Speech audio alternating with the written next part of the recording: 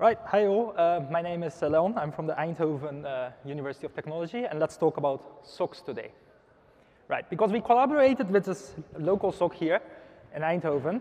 But what is SOCs in general, right? Let's do a quick introduction on that. So first of all, SOCs provide security, right, to organizations. So for example, say monitor, but say also response. So usually, made in tiers, like a hierarchical systems. So what does this mean? This means that intrusion detection systems generate alerts towards these security operation centers, also known as SOCs, right? And then first thing is that a tier 1 analyst goes through it, looks at a bunch of these alerts, finds like very specific alerts that actually pose indicate that there's some danger to organizations, and then moves it up to a higher tier, which analyze it more in detail, etc. Right? We only care about tier 1 analysts in this presentation. But quickly before that, we collaborated with the ESH SOC to devise and evaluate a process analysts can follow to have more accurate analysis. This is like a SOC that basically serves educational institutions, but also small, medium enterprises in the Netherlands. Right.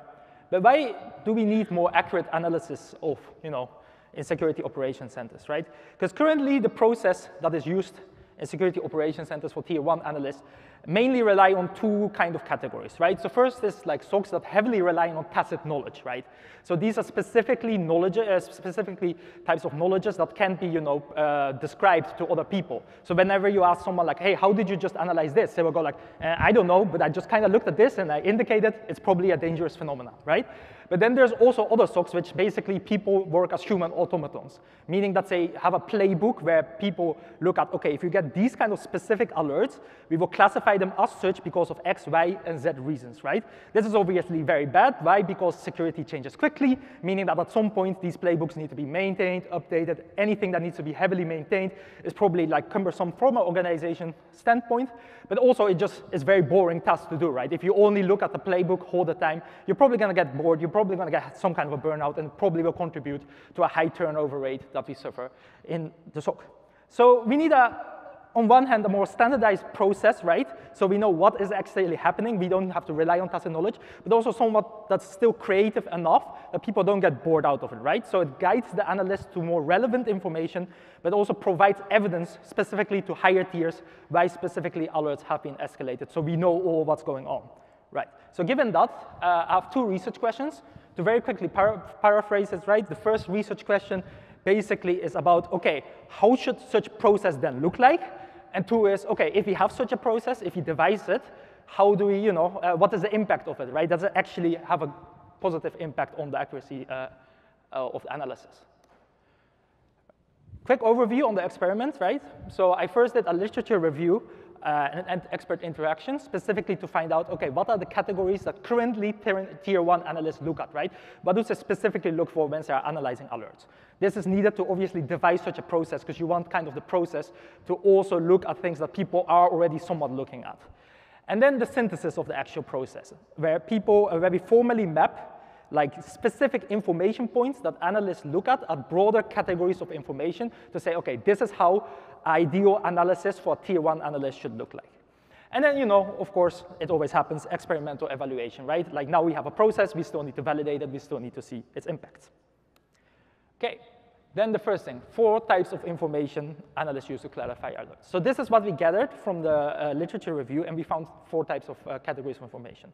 So the first is relevance indicators, right? So this is basically when alerts come to the analysts, they need to look, okay, is this alert actually even relevant at all, right, for my organization, irregardless of what kind of attack it actually describes. Is it like, do I care as an organization about this? Then additional alerts. How does the alert surrounding this alert look like, right? Like how has this alert triggered in the past? Is it, for example, a common false positive, or is it something that, it's super rare that we probably should have a look at? Then contextual information, specifically looking at these alerts, what are the alerts around it, not in terms of like other attacks in the past, but specifically in this timeline with this current alert. And then finally, attack evidence, right? All of these are very nice, but is there actually evidence of an attack? And if so, how should we look at it? Right, so given these 4 categories of information, we use this process to define a threat analysis process, a bit confusing. But how did we do this, right? So we first asked a tier 2 analyst who has also a lot of previous expertise in tier 1 analysis in the past to analyze sample 10 random alerts, right? and analyze it. Then basically, every time this person did the analysis, say look at a specific thing of, okay, in this kind of alerts, I have to look at these specific detailed information points, right? How do these specific information map to the 4 broad categories that I have just explained?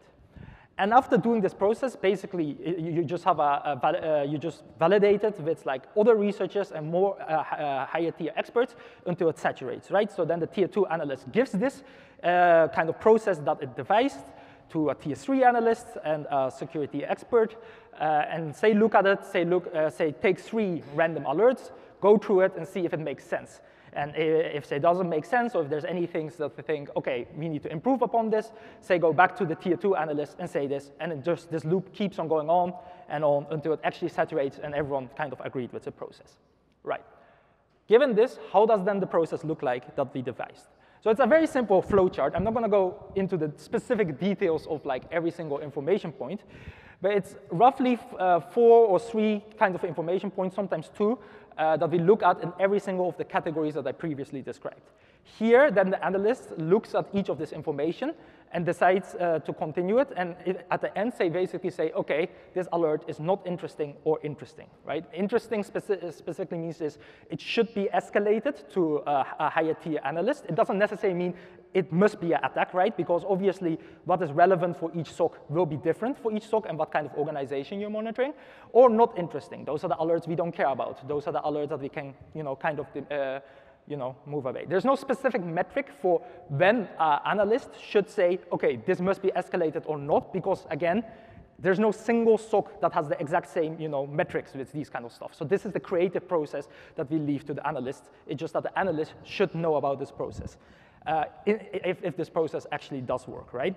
And to see if it actually does work, we conducted an experiment.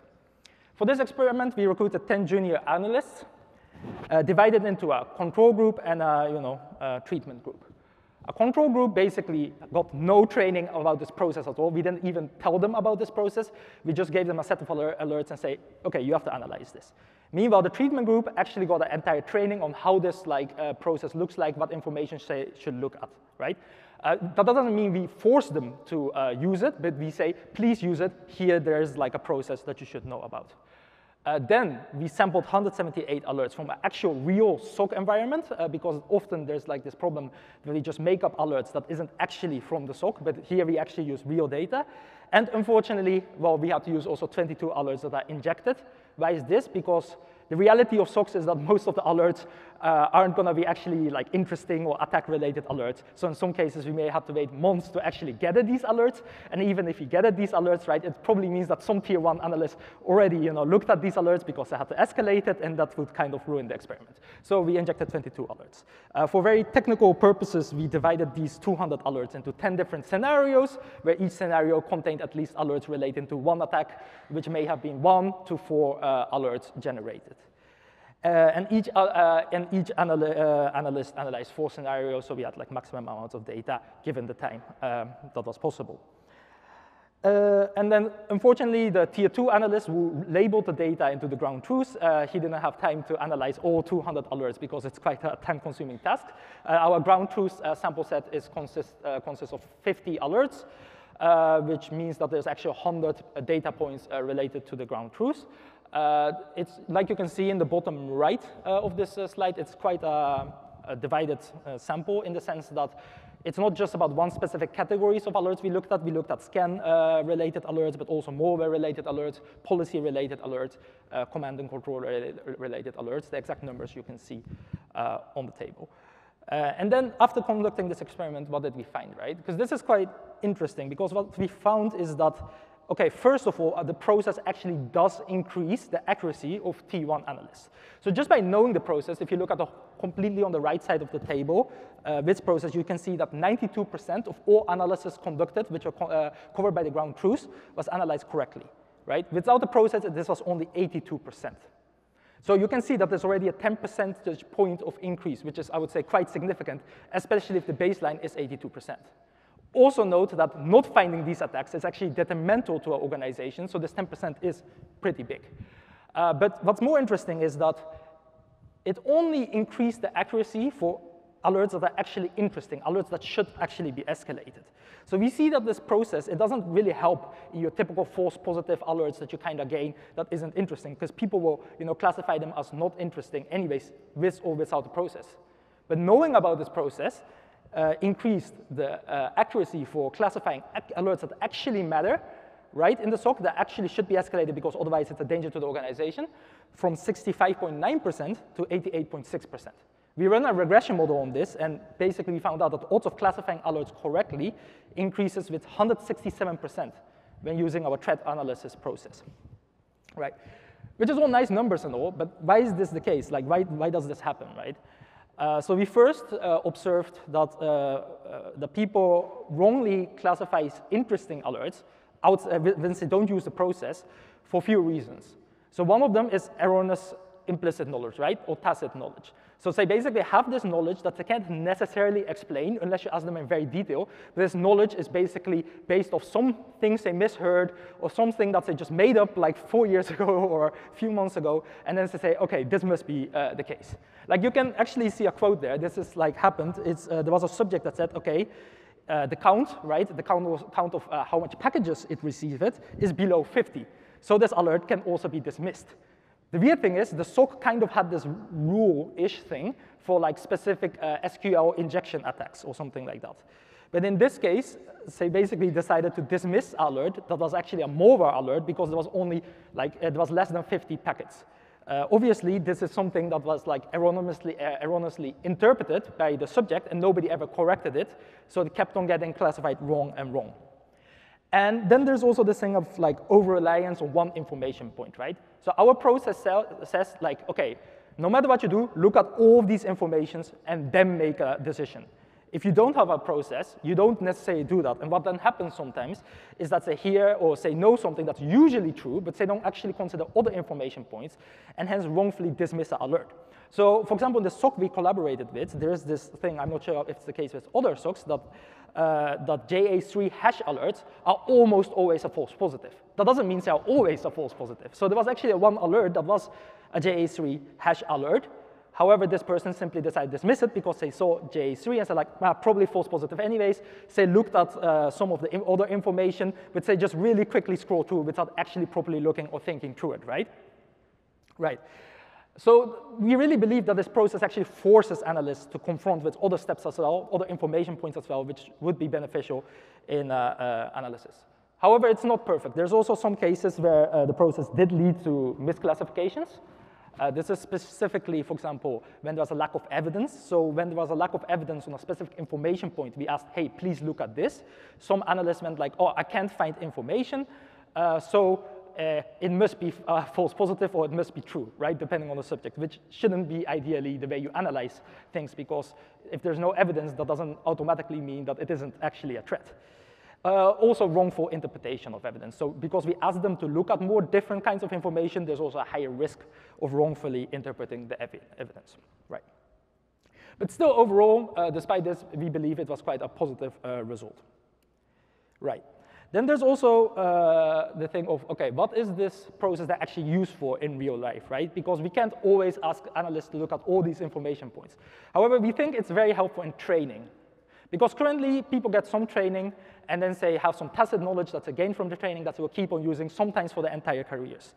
But by training people specifically using this process, we streamline the baseline knowledge that all tier 1 analysts should have and should consider when they analyze alerts. And we also explicitly define information to collect them. And why is this very useful? I'm going to skip some bullet points, but because of that, you standardize escalation in SOC, right? So this means that as a tier 2 analyst, if all tier 1 analysts look at the same type of information, they know what to expect when it's escalated to a tier 2 analyst. So they know what they should see, what information they should look at to quickly determine which angles they should look at for a more detailed investigation. But also is useful for measuring analyst performance. So obviously, if there's like more streamlined information, if there's more defined process, you can very easily measure people on how they perform and specifically investigating each point within this process. Right. So in a quick conclusion, structuring the process of a tier 1 analyst increases accuracy of the analysis itself, right? So specifically, this was the case with interesting alerts. But it's also not just that it doesn't have to be integrated yet. Simply knowing about this process already had an increase in accuracy. We want to know what will happen if you integrate this into an actual SOC system, but this is something for future work. We also want to know what happens when you actually use it as a training tool, this integrated tool, for SOC analysts, new coming tier 1 analysts.